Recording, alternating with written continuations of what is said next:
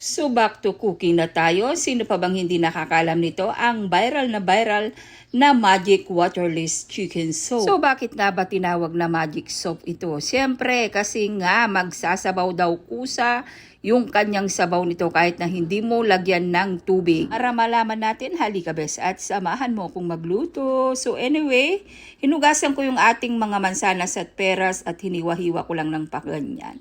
At then, syempre, may sibuyas ito na kulay puti. At hiniwa-hiwa ko rin na parang ganyan. Syempre, wag mong kakalimutan yung ating luya, pampaalis ng lansa. At don't forget the cabbage.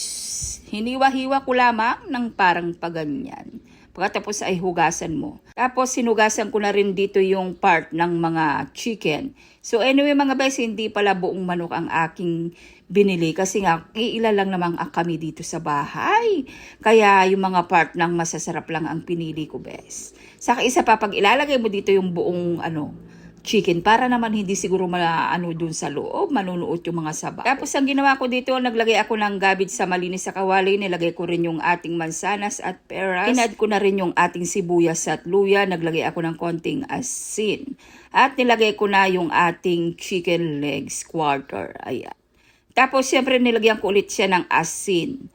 At saka, yung mansanas ulit at peras. Para, siyempre, mayroong lasa doon sa may ibabaw, hindi doon sa ilalim lang. Pagkatapos, siyempre, another luya ulit at saka sibuyas.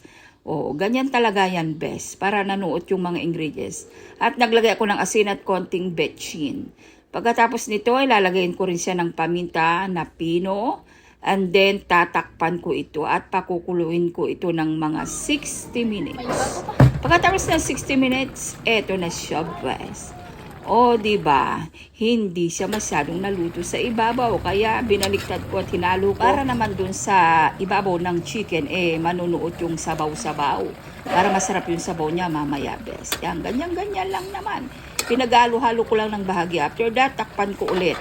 At pakukuluin ko lang na naman ito ng mga 3 minutes. After 3 minutes, eto na. O, nakikita nyo naman, di ba? Kusa siyang nagsabaw, kaya tinawag na magic waterless chicken soup ito dahil kusang nagsasabaw. So, kailangan natin itong tikman. Ano lang lasa? The moment of truth!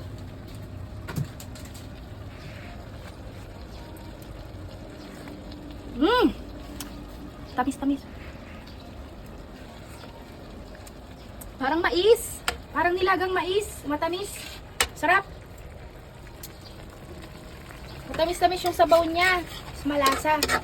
Parang mais. Yung pinakuluan na mais. Ganon. Tikman mo. Tikman mo, kapatid. Pawil-pawil lang, may lawa eh. No, ito yung si Bes. Ay, nangingi ng ulam. Diba? Diba? Masarap. Parang mais, no? Ay. Kung curious ka naman sa lasa nito, guys, para kang nagnilaga na parang may matamis, na parang may mais, basta masarap, malinamnam yung lasa niya. Kaya kung ako sa'yo, gumawa ka nito. Promise, ang sarap. Kung i-rate ko ito, 10 out to 10. Talagang napakasarap.